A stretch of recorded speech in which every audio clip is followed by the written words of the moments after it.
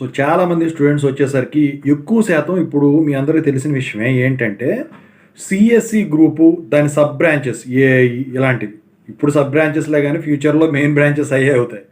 అయితే వీళ్ళందరూ కూడా వాటికి ప్రిఫర్ చేస్తూ ఉన్నారు. ఇక mechanical, EC, triple E, civil ఇవి కోర్ సబ్జెక్ట్స్, అంటే కోర్ బ్రాంచెస్. ఈ కోర్ బ్రాంచెస్ వాళ్ళకు కూడా గవర్నమెంట్ జాబ్స్ ఎలాగూ ఉంటాయి. అంటే ఇప్పుడు ఈ స్ట్రీమ్స్ ఏవైతే ఉన్నాయో సిఎస్సి కానివ్వండి, ఇక ట్రిపుల్ ఈ కానివ్వండి, ఈసీ కానివ్వండి, మెకానికల్ కానివ్వండి, సివిల్ కానివ్వండి, వీటికి సంబంధించిన గవర్నమెంట్ జాబ్స్ ఉంటాయా? ఎందుకంటే ఇప్పుడు ఏఐ, వాటి sub branches of machine learning వీటి మీద ప్రస్తుతానికైతే గవర్నమెంట్ జాబ్స్ ఏముంటావు నాకు తెలిసి.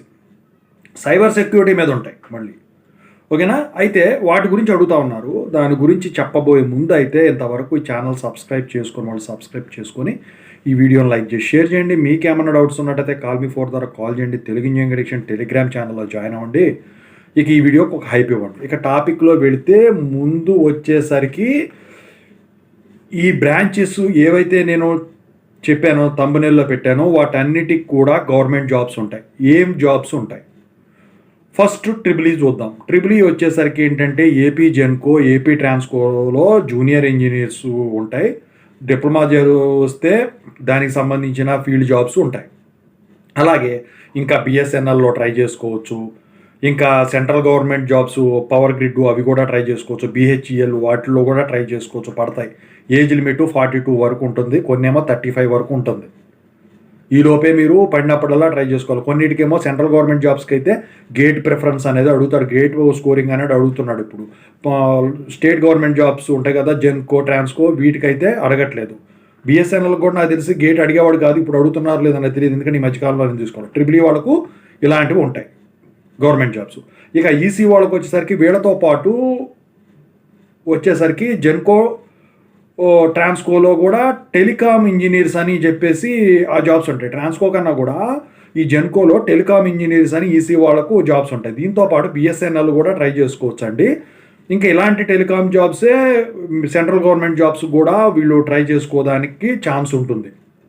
ఇక మెకానికల్ వాళ్ళు వచ్చేసరికి జెన్కోలో జూనియర్ ఇంజనీర్ ఉంటుందండి, అలాగే ట్రాన్స్కోలో ఉండదు. కాకపోతే ఇక మిగతా వాళ్ళు జెన్కోలో ఎందుకు అంటున్నానంటే టర్బైన్స్, హైడ్రాలిక్ మెషిన్స్ వీటితో వర్క్ చేస్తారు కాబట్టి పవర్ జనరేషన్లో వాటి గురించి వీళ్ళు పిలుస్తారనమాట. అయితే సెంట్రల్ గవర్నమెంట్ జాబ్స్ ఉంటాయా అంటే వీటితో పోల్చినట్టయితే ఇవి తక్కువ, వేరే దాంట్లో ఉండేదానికి ఛాన్స్ ఉంటుంది.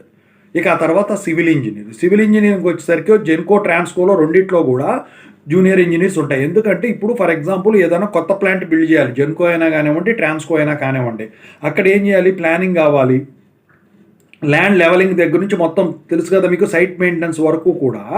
సో ప్రాజెక్ట్ మేనేజ్మెంట్ ఏదైతే ఉంటుందో సివిల్ డిపార్ట్మెంట్ వాళ్ళకి సంబంధించినవి అవి జాబ్స్ అందుట్లో కూడా ఉంటాయి. అవి కాకుండా ఇంకా గవర్నమెంట్ ఏదన్నా క్యాపిటల్ నిర్మించాలన్నా వాటికి రోడ్డు కాంట్రాక్ట్లు ఆ కాంట్రాక్ట్ అని ఉంటాయి, వాటిల్లో కూడా సివిల్ ఇంజనీర్లకి 1-2 వేస్తారు, ఎక్కువ వేయరు, ఎందుకంటే ఎక్కువ శాతం ప్రైవేట్ వాళ్ళు రిక్రూట్ చేసుకుంటారు.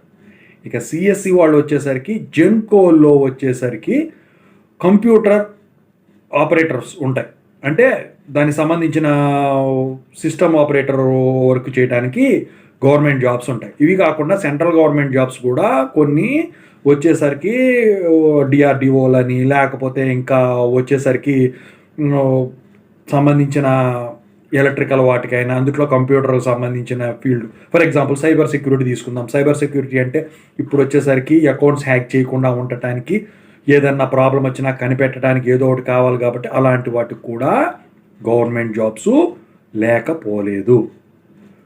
సో వీటి వల్ల ఉపయోగాలు ఇన్ని ఉన్నాయండి.